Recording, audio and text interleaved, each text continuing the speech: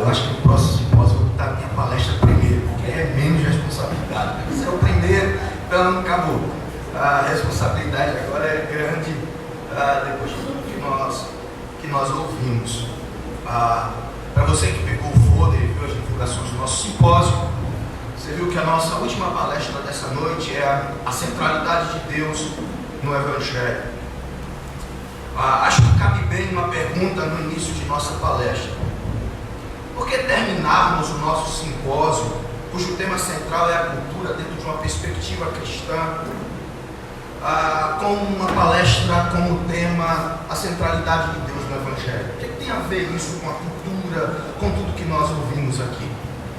A pertinência, irmãos, dessa pergunta está no fato dela nos levar para o cerne dessa nossa palestra. Com tudo que ouvimos hoje, fazendo uma simples análise da cultura contemporânea, percebemos que estamos sendo constantemente bombardeados com um antropocentrismo exacerbado. Esse antropocentrismo tem raiz no humanismo racionalista, onde o lema principal condiz com a famosa frase de Pitágoras, filósofo grego: o homem é a medida de todas as coisas.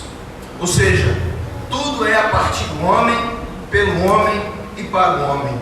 O homem tornou-se o centro do universo. Essa cultura antropocêntrica tem adentrado em nossas igrejas e afetado o nosso culto. Hoje os cultos são mais voltados para entreter do que para adorar. Pois o importante é que as pessoas se sintam bem. Participei uma vez de uma reunião de líderes e o tema não é como santificar, o assunto não é como santificar mais o culto para Deus se sentir bem, mas como tornar o culto mais palatável para as pessoas. Essa foi a discussão ali entre os líderes. Como tornar o culto mais aceitável para o homem. Irmãos, esse antropocentrismo também tem afetado a nossa pregação, pois muitos pastores deixaram de ser profeta para serem terapeutas e curandeiros, e também tem afetado a nossa santidade, já que assim não participamos de culto que Deus realmente é adorado na beleza da sua santidade, e não ouvimos sermões que são exposições da santa palavra de Deus. Como poderemos ser santos? O papel do culto e principalmente da pregação expositiva do Evangelho de Cristo, da palavra de Deus, ela é extremamente relevante para a santidade. E se o culto deixou de ser teocêntrico, se a pregação deixou de ser expositiva, como os crentes serão santos? Como eles serão transformados? Pasmem nós, irmãos, pois os cultos antropocêntricos, os sermões antropocêntricos e a santidade sem cheiro de Deus é apenas a ponta do iceberg de como essa cultura contemporânea tem afetado a igreja.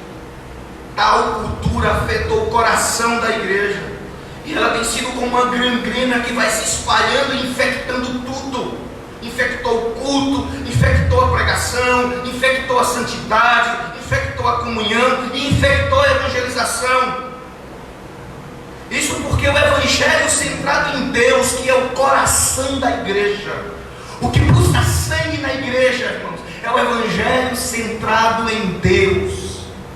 Esse é o coração da igreja. Tira o evangelho da igreja, sobra o que, irmãos? Sobra nada. Sobra um clube social, um ajuntamento de pessoas. Se tirar o evangelho centrado em Deus da igreja, o que é que vai sobrar para nós? Mas essa cultura, irmãos, tem feito isso, tem tirado o evangelho centrado em Deus e colocado no lugar um evangelho centrado no homem.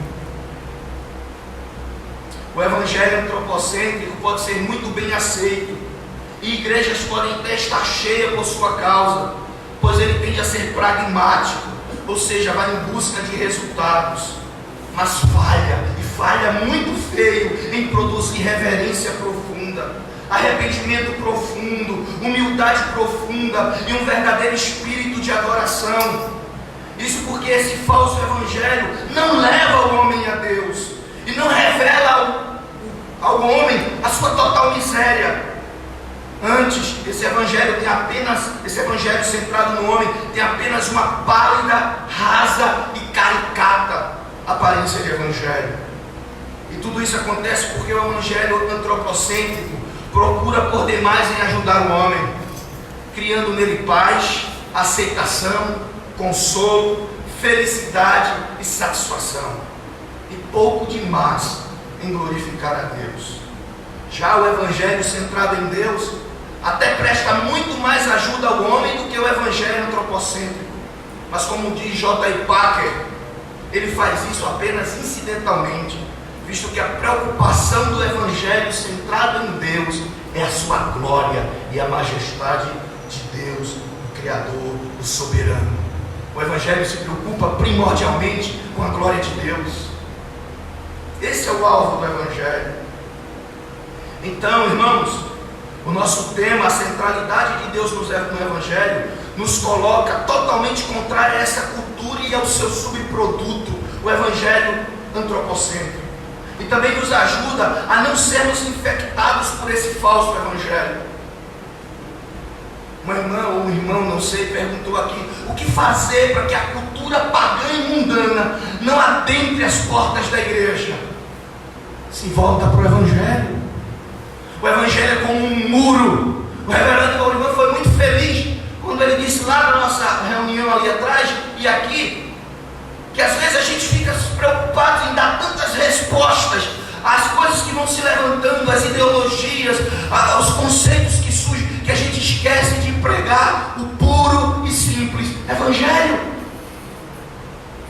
O evangelho é como um muro que protege a igreja. Então, o que fazer para que essa cultura não adentre em nossas portas? Prega o evangelho centrado em Deus.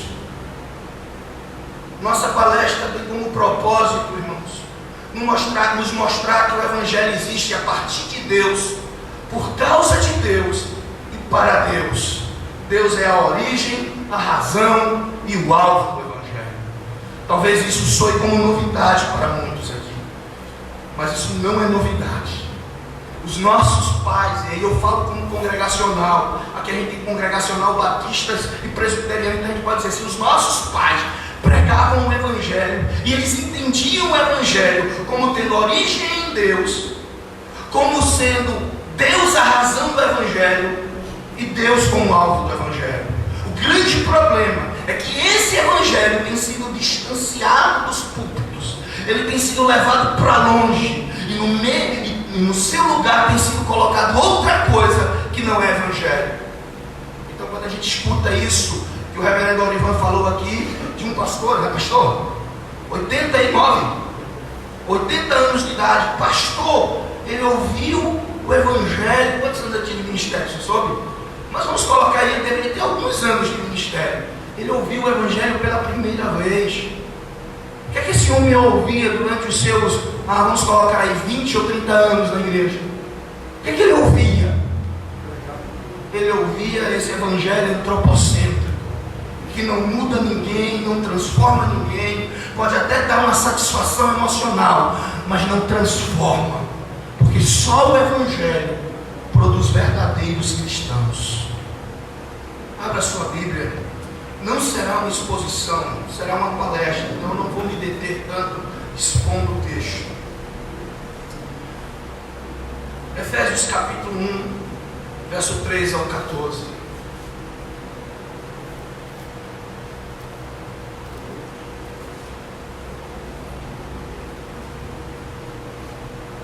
Efésios capítulo 1, verso 3 ao verso 14.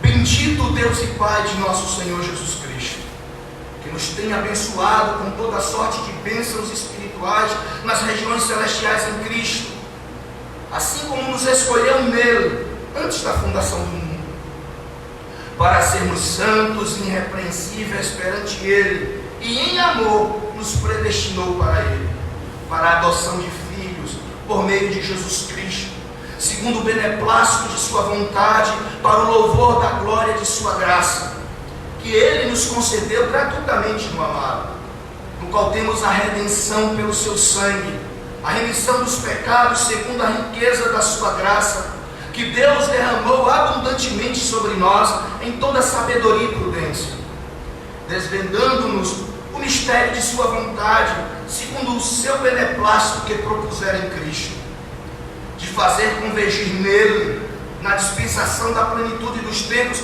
todas as coisas, tanto as do céu como as da terra.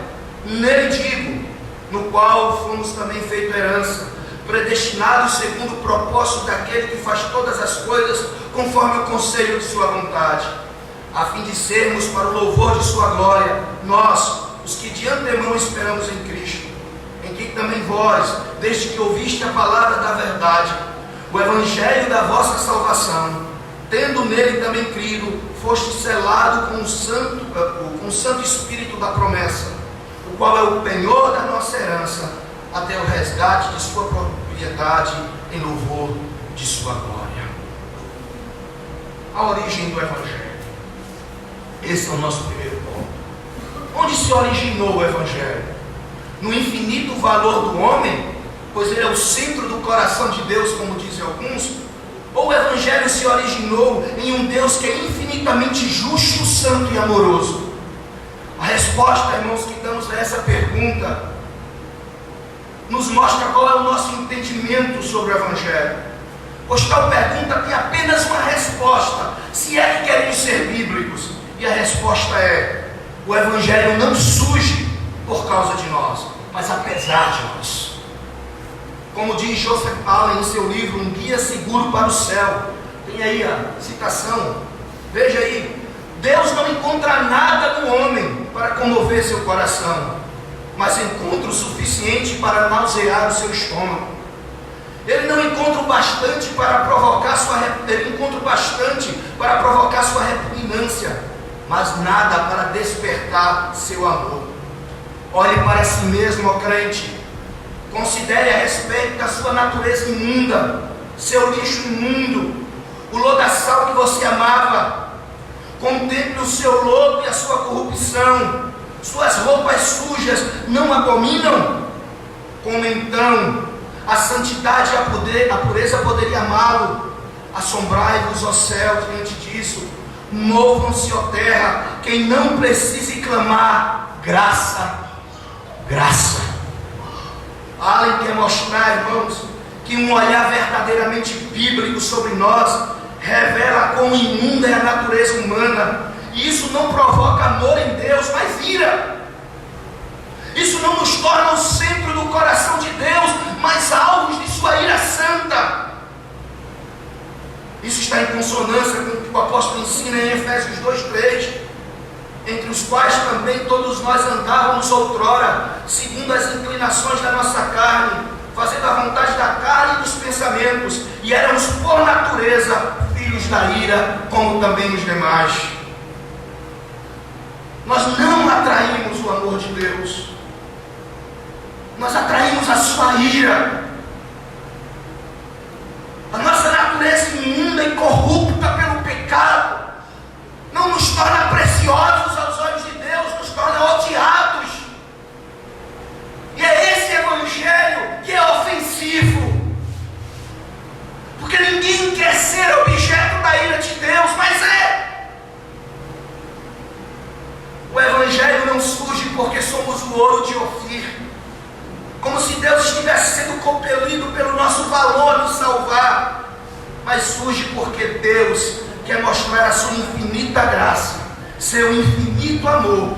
Por isso Paulo diz lá no verso 6 que Deus nos salvou para o louvor da glória de sua graça, que Ele nos concedeu gratuitamente no amado. Nós somos salvos para o louvor da sua gloriosa graça. Observe que a motivação de Deus em nos salvar é sua graça. Ele nos salvou para a sua glória, pois tudo, preste atenção nisso, irmãos, tudo, absolutamente tudo que Deus faz para a sua própria glória. E antes que alguém se levante e diga: não, pastor, mas isso é egoísmo. Lendo o livro de Jonathan Edwards, O Fim para o Qual Deus Criou o Homem, temos um entendimento claro do porquê Deus fez tudo para Ele mesmo, e isso não pode ser considerado egocentrismo. Primeiro, porque egocentrismo é pecado e Deus é santo. Segundo, preste atenção nisso, porque Deus, sendo Deus, Ele deve se deleitar naquilo que é infinitamente deleitável, deve apreciar e ter prazer naquilo que é ilimitadamente agradável, deve amar aquilo que é infinitamente encantador, Ele deve ficar infinitamente satisfeito com aquilo que infinitamente é satisfatório. Onde está tudo isso? O que é infinitamente deleitável? O que é infinitamente agradável? O que é infinitamente satisfatório? Senão Ele mesmo. Deus só pode se agradar com as coisas infinitas e belas. E aonde estão as coisas infinitas e belas? Nele. A resposta, irmãos, sempre será Deus. Ele é infinito em todas as suas virtudes e beleza. Ele busca Ele mesmo, porque se Ele buscar algo menor do que Ele estaria trocando a sua glória. Por isso Ele busca a sua própria glória. Como não existe nada maior do que Ele para que Ele busca a si mesmo. Se Ele buscasse algo menor do que Ele, como Ele poderia ser Deus?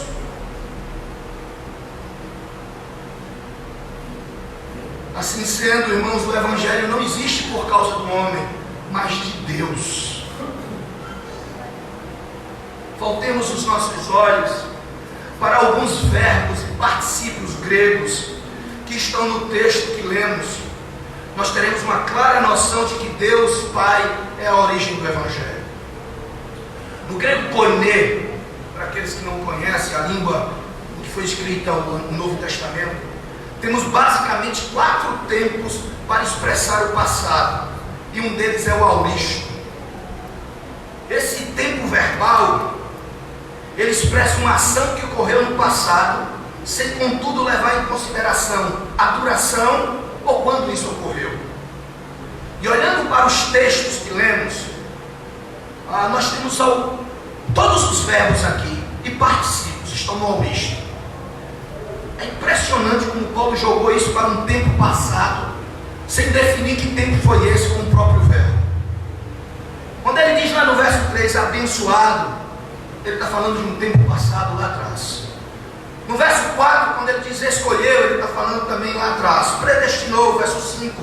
Concedeu, verso 6. Derramou, verso 8. Todos esses termos estão no auristo, na voz passiva ou média. Isso mostra que a nossa salvação é uma ação de Deus no passado. Que passado? No verso 4 ele responde: assim como nos escolheu nele antes da fundação do mundo. Ou seja, Deus nos abençoou, escolheu, predestinou na eternidade. Lá na eternidade, antes que existíssemos, o Evangelho já existia no decreto de Deus. Isso nos leva, irmãos, ao que os puritanos chamavam de pacto da redenção. Os irmãos da igreja aqui teve a oportunidade de ouvir uns 3 ou 4 sermões sobre isso, e aí eu tentei resumir isso em uma palestra. Então, é mais ou menos o que eu tentei fazer.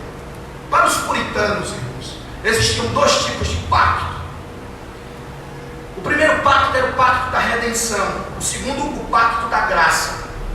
O pacto da graça é a aliança de Deus com o seu povo. Mas o pacto da redenção é a aliança entre o Pai e o Filho. Olha o que diz a declaração de Savoia, a confissão de fé dos congregacionais, no capítulo 8, primeiro parágrafo.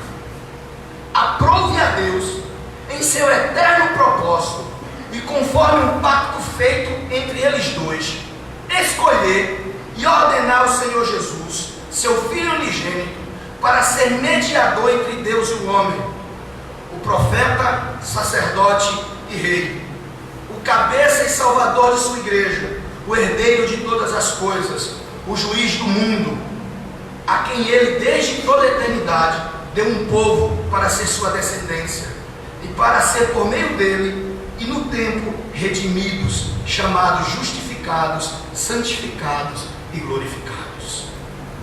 Ou seja, irmãos, existe um pacto entre Deus Pai e Deus Filho. Esse pacto foi feito quando? Lá na eternidade, onde o Pai assume um papel e o Filho assume outro papel.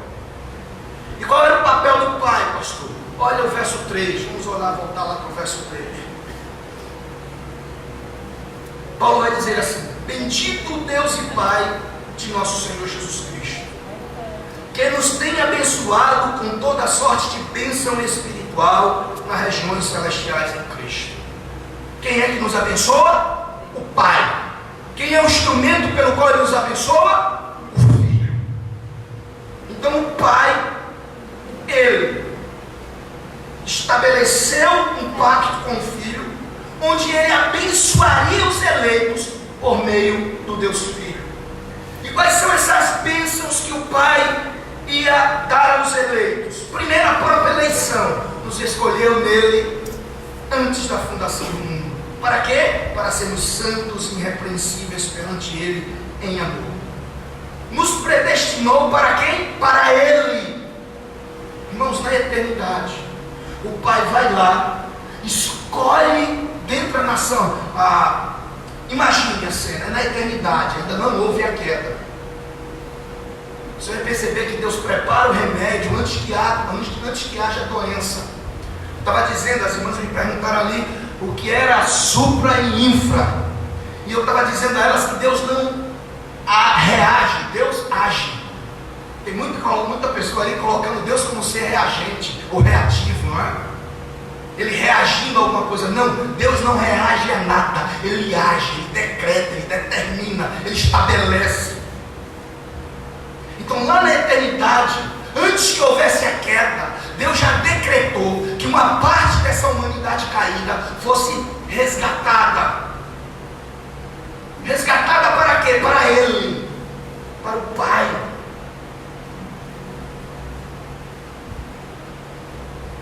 E a esses que Ele resgatou, Ele adotou como filhos. Por meio de quem? De Jesus Cristo. E aí Paulo vai dizer por quê? Segundo o beneplácito de sua vontade, para o louvor da glória de sua graça, que Ele nos concedeu gratuitamente no amado. Quem é o amado? Jesus Cristo. Então, ao todo o tempo, os irmãos vão ver Paulo dizendo: Deus fez isso por meio do Filho, Deus Pai fez isso por meio do Filho. Isso é um pacto que existe entre eles. Deus Pai elege, separa, predestina parte da humanidade caída. E é isso que Paulo mostra em Efésios 1, do 3 ao 11. Depois o Pai pega esses que Ele elegeu e Ele dá ao Filho. João 6, 39 ao 40. A vontade de quem me enviou é esta: que nenhum eu perca de todos os que me deu. Pelo contrário, eu ressuscitarei no último dia. De fato, a vontade do meu Pai é que todo homem que viu ao Filho, ouviu o Filho e nele creia, tenha vida eterna, e eu ressuscitarei no último dia. O que é que o Pai faz? O Pai elege um povo e dá ao Filho. É seu. Esse povo é seu. Eu estou lidando esse povo. A humanidade inteira vai cair no pecado, mas eu estou separando uma parte. Estou dando a você como presente. E eu quero que você receba hoje. E o Filho, irmãos, recebe esses eleitos e se torna um mediador deles. E por que isso? Porque o pecado de Adão e o pecado de toda a raça humana lança desprezo e desonra a Deus. Deus é desonrado e desprezado na queda de Adão e em todos os pecados subsequentes à queda. Logo, Deus, como um ser justo, Ele precisa vindicar a sua justiça. A justiça de Deus precisa ser vindicada. Deus foi desonrado, ofendido em sua glória,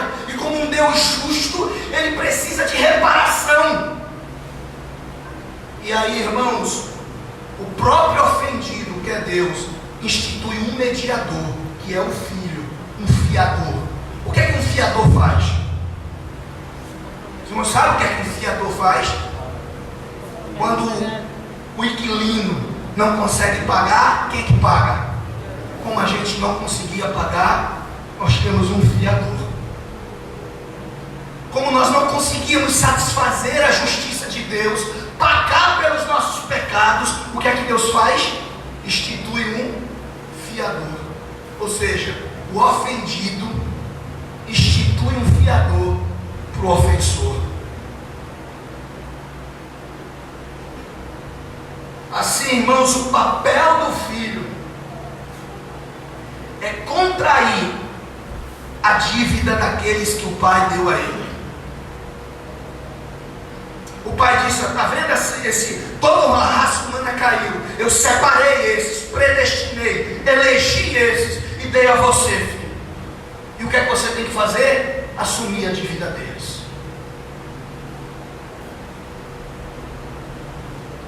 Você tem que assumir o débito deles. E o filho prontamente, irmãos, se torna o mediador, o fiador dos eleitos, os quais foram dados a ele pelo Pai. E ele fez isso tornando-se o mediador deles. Hebreus 8:6.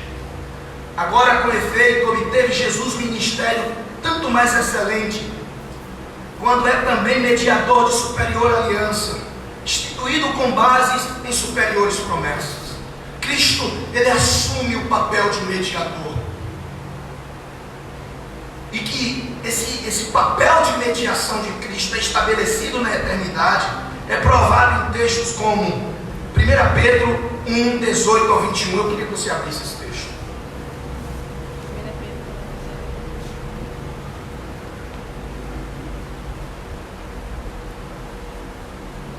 Veja o que é que Pedro diz acerca desse pacto que houve entre o Pai e o Filho na eternidade.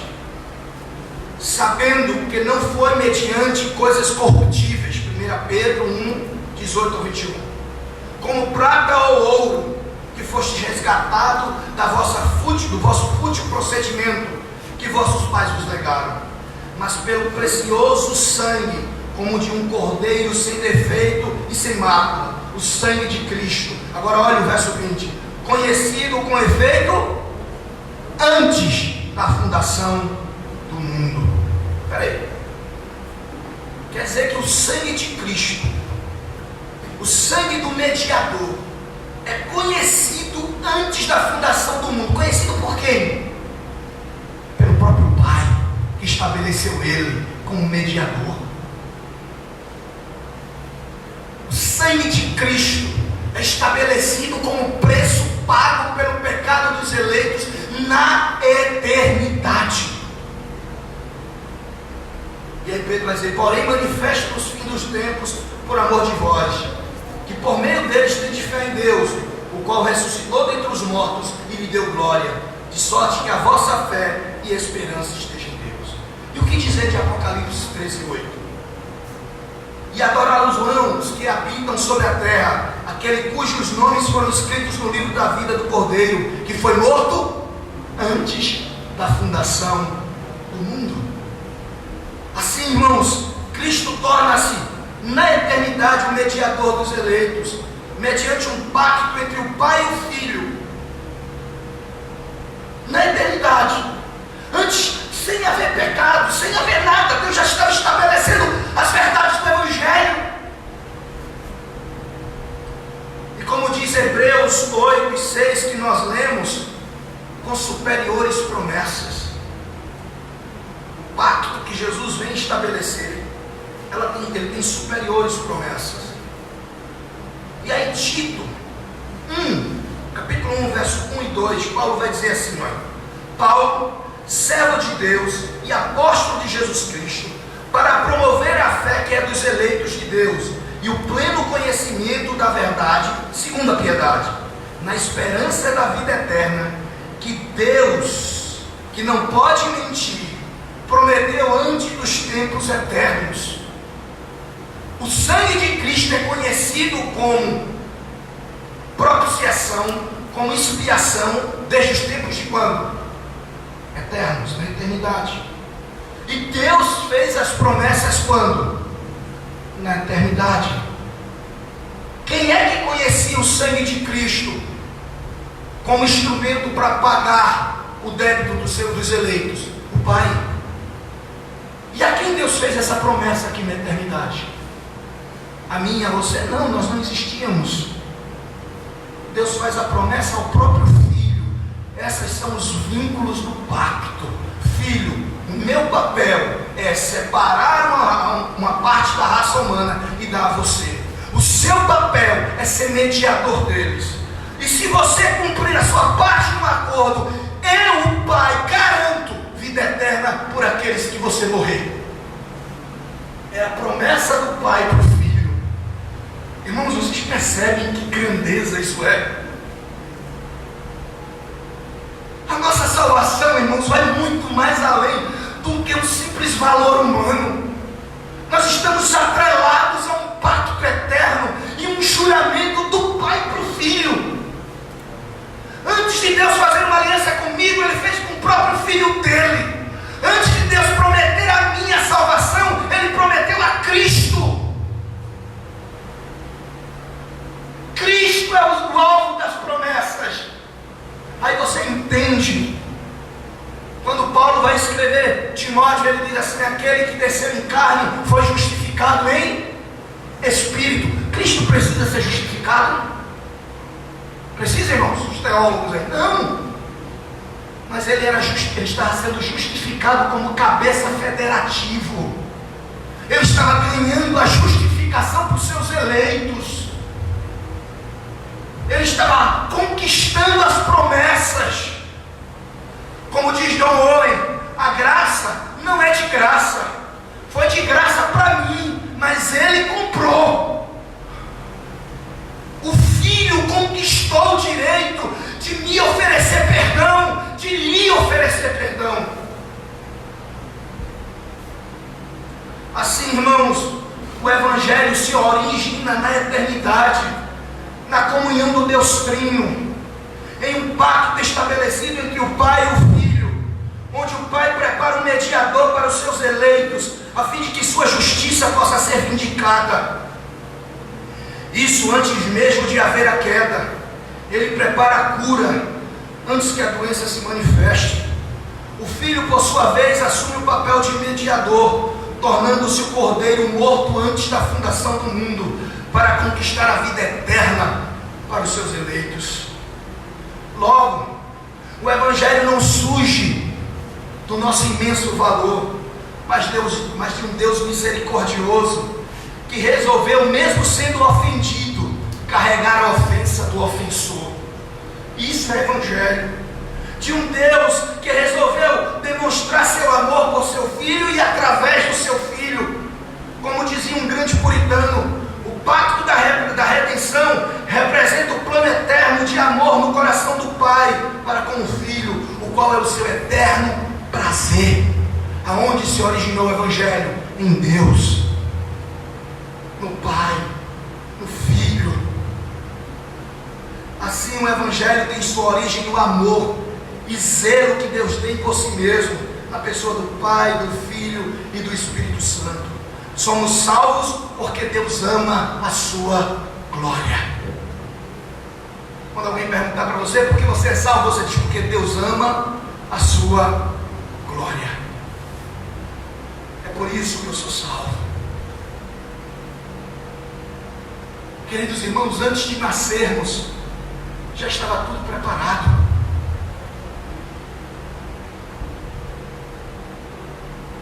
Agora, por que o Evangelho? Já aprendemos que o Evangelho tem origem em Deus, mas por que o Evangelho? Queridos, como vimos, o Evangelho tem origem em Deus e não no valor humano. Mas por que Deus deu origem ao Evangelho? Mais uma vez, irmãos, devemos ter em mente que Deus é o centro de suas ações. Logo, Deus é o motivo maior do Evangelho. Abram suas Bíblias em 1 João 4, 9 e 10.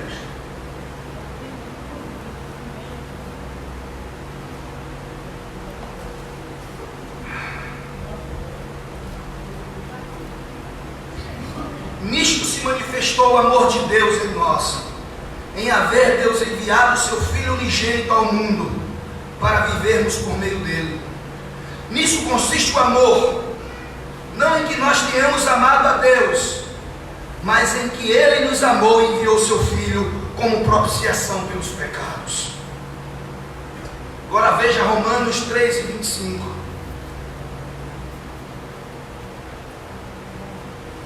Olha o que Paulo vai dizer: a quem Deus propôs no seu sangue como propiciação, mediante a fé, para manifestar a sua justiça, por ter Deus na sua tolerância deixado impunes os pecados anteriormente cometidos. Olhando para esse texto, irmão, sem o devido cuidado, parece que o alvo primário do Evangelho era perdoar os pecados, e isso ele realmente fez. O Evangelho perdoa pecado, mas esse não é seu alvo primário. Pois o alvo primário aqui deve ser visto nas palavras propiciação / expiação. Por que eu estou tomando propiciação e expiação como sinônimo? Existem muitos teólogos ali que não veem sinônimo nas duas palavras.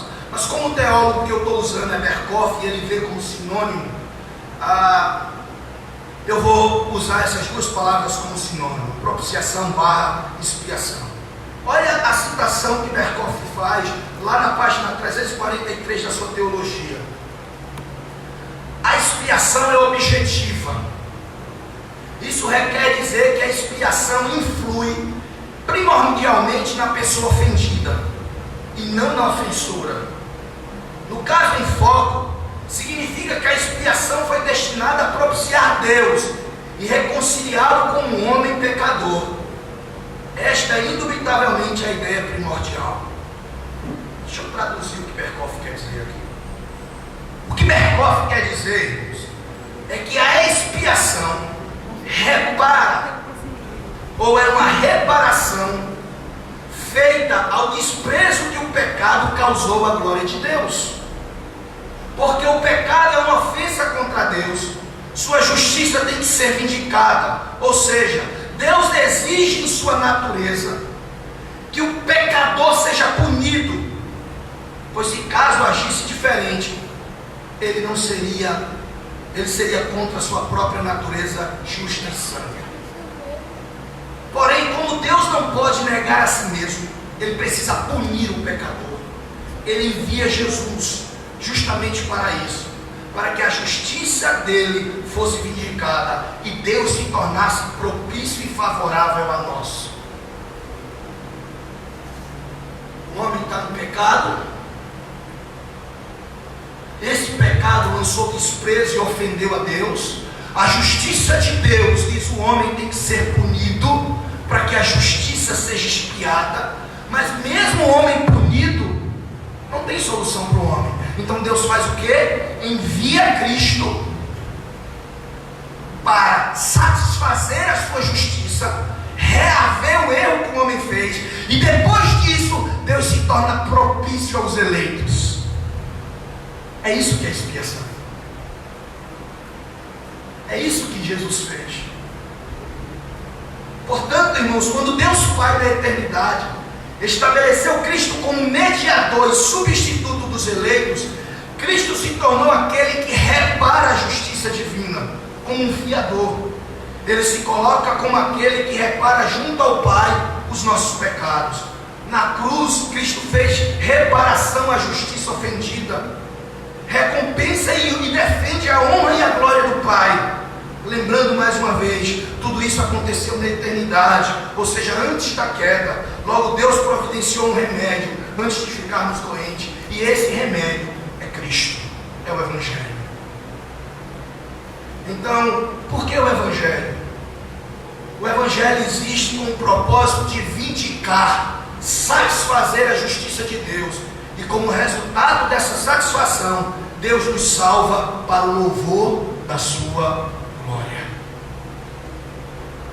Então o Evangelho existe para satisfazer a justiça de um Deus santo. Foi para isso que ele estabeleceu o Evangelho na eternidade, para satisfazer a sua justiça. Nossa salvação, irmãos, é produto do zelo de Deus por sua glória. Deus zela tanto por si mesmo, mas tanto por si mesmo, que Ele prepara um remédio. Ele prepara a própria satisfação da sua justiça. Ele quer demonstrar o seu amor para conosco, isso é verdade. Mas para fazer isso, Ele mesmo institui alguém que sofra em nosso lugar. Terceiro e último ponto da nossa palestra, o alvo do Evangelho. Já vimos que Deus é a origem e que o Evangelho existe para que a justiça de Deus seja vindicada e seu amor manifesto. Mas qual é o alvo do Evangelho? É claro, irmãos, que um dos alvos do Evangelho é perdoar os pecados, é nos salvar, é nos levar para participarmos dos novos céus e nova terra, para sermos livres da condenação e do inferno. Tudo isso faz parte do alvo do Evangelho. Mas como diz John Piper em seu livro Deus é o Evangelho, todas as bênçãos do Evangelho não seria nada sem o alvo maior, ou sem o maior objetivo do Evangelho. Quando nós pensamos no céu, na nossa salvação, no perdão dos nossos pecados, tudo isso faz parte do alvo do Evangelho, mas isso não seria nada sem o alvo maior. Irmãos, o Evangelho é o maior ato de amor que possa existir. Não existe nada igual ou semelhante ao Evangelho. Por mais que as pessoas achem que o amor é um sentimento, a Bíblia mostra que o amor é mais agir do que sentir. Amor para as Escrituras é a ação de se dar ao outro.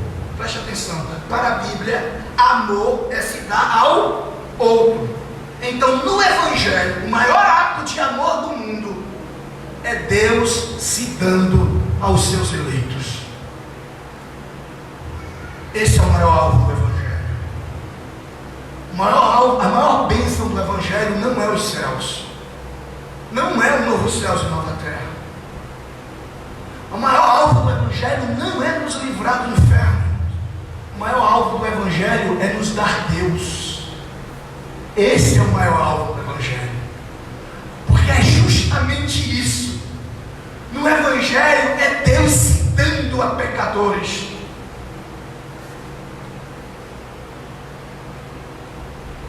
Por isso que em 1 Pedro 3,18, Pedro vai dizer assim: pois também Cristo morreu uma única vez pelos pecados, o justo pelos injustos, para conduzir-vos a Deus.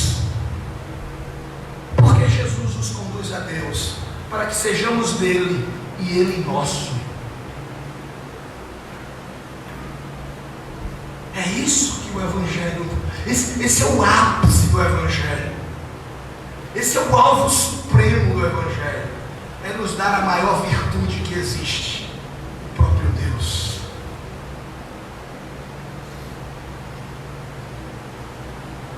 E o que significa dizer que Ele é nosso? Significa dizer que Ele é a nossa fonte de satisfação e prazer total. Termos Deus como nosso tesouro satisfatório. Então o grande, ou maior alvo do Evangelho é nos trazer Deus como o nosso maior tesouro. O maior tesouro do cristão, irmãos, não é os céus. Porque o que seriam os céus se Deus não estivesse lá? A graça do Éden não era a beleza que existia, é porque Deus descia nele toda a viração do dia. Era isso que tornava o Éden Éden, era Deus. E o que torna o Evangelho sublime, majestoso, é justamente isso. Porque o alvo dele não é a nossa salvação, é o próprio Deus, é nos entregar a Ele e Ele se entregar a nós.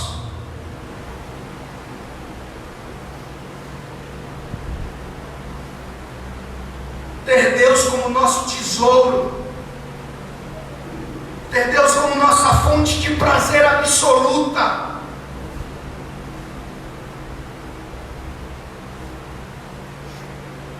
Queridos irmãos, este é o alvo do Evangelho: nos trazer Deus. Deus se deu a nós para que nós pudéssemos ser plena, suficiente, satisfatoriamente satisfeito nele. Esse é o alvo do Evangelho. Percebe porque o Evangelho é centrado em Deus? Porque ele existe como origem em Deus. Ele se origina para satisfazer a justiça de Deus. E ele vem para nos trazer Deus. Só esse Evangelho pode mudar essa geração. Só esse Evangelho pode manter a cultura pagã do lado de fora. Só esse Evangelho pode deixar o mundo lá fora e a santidade aqui dentro. Conclusão, irmãos: Deus é o centro do Evangelho, porque Ele é a origem, o motivo e o alvo das boas novas. Sua origem é na eternidade, quando Deus, pelo seu beneplácito, decide revelar sua glória e manifestar seu amor, instituindo o seu Filho como nosso mediador. Ele é o motivo, pois o Evangelho é a resposta de Deus para Deus. É isso que o Evangelho é. É a resposta de Deus para Deus. É a resposta de Deus à sua própria justiça. Irmãos, não se engane, a cruz sempre será um grande mistério. Eu tinha um professor no seminário que disse: olha, a Trindade a gente ainda entende alguma coisa, porque são três, mas na verdade são um. É um só Deus em três pessoas. A gente entende isso, mas a cruz ninguém consegue entender, porque na cruz, irmãos, é Deus sacrificando Deus para satisfazer a Deus. É isso que acontece na cruz. Quem é que mata o filho na cruz? O Pai. Isaías, Pedro no sermão ao Pentecostes, ou no Pentecostes. A cruz é um grande mistério, irmãos. O Evangelho existe como resposta de Deus a si mesmo, e ele é o alvo, porque o próprio Deus se dá a nós no Evangelho. Deus, irmãos, tem como intuito, desde a origem da raça humana, criar uma raça eleita, na qual Ele é a plena satisfação dela. E é isso que torna a eternidade poderosa. Porque se Deus já é bom aqui, imagina quando chegar lá sem pecado. Se Deus já é belo aqui, eu olhando com meus olhos mareados pelo pecado, imagina quando chegar no novo céus e nova terra, quando não haverá mais um pecado como barreira, e nós vamos poder nos deleitar plenamente na glória de Deus.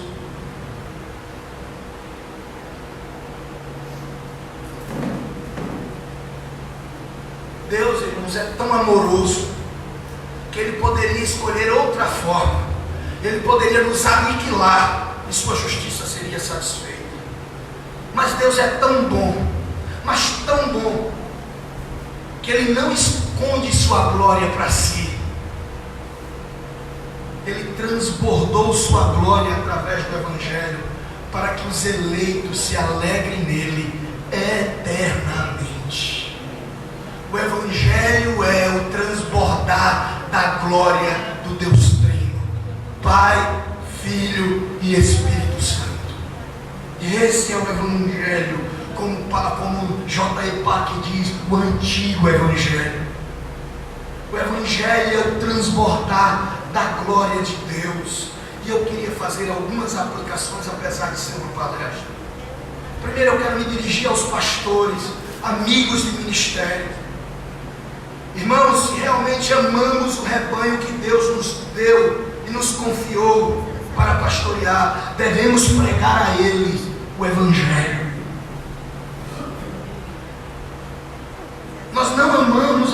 congregações quando passamos a mão sobre o pecado deles. Amamos quando pregamos, exortamos e dirigimos eles pelo poder do Evangelho e na pregação do Evangelho.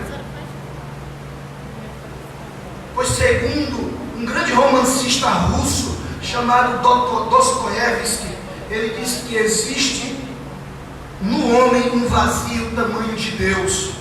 Logo, só Deus pode suprir essa lacuna. E como Deus se dá no Evangelho, só o Evangelho pode suprir a necessidade do homem. Então preguem o Evangelho, falem do Evangelho. Eu sou pastor, eu sei das tentações que nos rodeiam. Eu sei como é difícil você olhar a igreja A e a igreja B explodindo de pessoas, crescendo, e muitas vezes as pessoas apontando para você e dizendo que você é cru, que você não ama as suas ovelhas, que você mata a igreja. Mas continue, meu irmão, pregando o Evangelho, porque nós temos que ser fiéis primeiramente a Deus. E Deus não vai contar a nossa fidelidade pelo número de ovelha que temos, mas pela fidelidade dos nossos púlpitos. Pregue, meu irmão, pregue o Evangelho. Não negocie isso. Não abra mão disso, para que naquele dia nós possamos ouvir dele: servo bom e fiel, fostes fiel no pouco, sobre o muito te colocarei. Vamos pregar o Evangelho, não vamos abrir mão disso. Seminaristas que aqui estão, e eu sei que tem alguns aqui são meus alunos, vocês não precisam inventar nada novo, vocês não precisam trazer mensagens mirabolantes, vocês não precisam construir nada novo. Prega o antigo Evangelho, prega o Evangelho que os nossos pais pregavam, prega o Evangelho que Paulo pregou. Eu não quis saber outra coisa no meio de vós a não ser Cristo e este crucificado. Não caia na tentação do pragmatismo, mas seja fiel. Queridos irmãos, é nesse sentido que o Evangelho centrado em Deus ajuda mais o homem do que o Evangelho antropocêntrico. Pois a soma de tudo o que o Evangelho antropocêntrico pode oferecer não traz ou não tem como satisfazer a necessidade do homem. Nada pode tapar esse vazio que existe no homem, só Deus. Então só o Evangelho pode fazer isso. Irmãos, não aceite nada mais ou menos que o Evangelho, pois só o Evangelho pode te dar o que você realmente precisa: Deus. Palavra de autoajuda, prosperidade, nada disso dá sentido à vida, só Deus dá. E Deus só vem a nós pelo Evangelho. Deus não se dá a nós de outro jeito a não ser pelo Evangelho. Santos, vocês que são alcançados pelo Evangelho, saiba que Deus quer ser o seu tesouro maior. O maior tesouro que você tem. Procure em Deus, somente nele, ter plena satisfação. Tem um grupo inglês, e às vezes eu sinto uma inveja santa quando eu estou escutando as músicas desse grupo, e eu faço comparação com o gospel que o pastor Ivan falou aqui. Vai dar uma inveja santa, rapaz. É um grupo chamado Sovereign Grace, Graça Soberana. Rapaz, eu não sei inglês, mas eu vou buscar a tradução, né? Eu estava escutando a música dele, o título da música é Meu Senhor, minha rocha e redentor. Aí na última frase da música ela diz assim: que todos os meus dias o teu nome seja glorificado. Que em todos os meus dias eu possa glorificar o teu nome. É isso que Deus quer de nós. Que Ele seja provado nosso tesouro chegue ao ponto de os nossos dias serem para a glória dele. Irmãos, a gente precisa aprender a contemplar a beleza de Deus. Os irmãos já viram as crianças? Eu tenho 2 filhos pequenos. E aí eu estou botando ele para assistir He-Man ou os Thundercats. E aí os mais jovens não sabem o que é isso, né? Mas aí os irmãos aí sabem o que é os mais... Né? E aí de vez em quando um diz, eu sou He-Man. Aí o outro fala, eu sou Lion. Eu fico os dois brincando na sala de casa, vê um menino. E eles começam a olhar para aqueles heróis e admirar. Daqui a pouco eles começam a copiar aqueles heróis porque eles admiram. E é isso que nós temos que fazer com Deus. Nós temos que olhar para Deus e começar a admirá-lo. E à medida que nós começarmos a admirá-lo, nós vamos começar a imitá-lo. Irmãos, a gente precisa aprender a não se perder, porque isso é heresia, mas se encontrar na glória de Deus. A gente tem que ser tomado tanto pela beleza, mas, irmãos, isso que eu expus aqui deve nos levar a um deleite comum. Meu Deus, o Evangelho não é por causa de mim, mas apesar de mim, eu sou um miserável, mas Deus é tão bom. Deus é tão maravilhoso. Deus é uma delícia, um deleite. Quando Deus é o nosso tesouro, tudo que agrada a Ele nos agrada.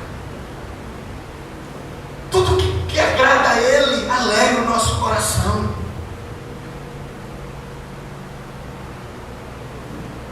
Tudo que satisfaz a Ele nos dá prazer. Então amemos a glória de Deus e seremos obedientes, santos e piedosos. Amém. Só quem pode fazer isso é o Evangelho centrado em Deus. É isso que é o Evangelho centrado em Deus. Ele se origina em Deus, existe para satisfazer a Deus e para nos dar Deus. Quantos aqui podem dizer glória a Deus pelo Evangelho?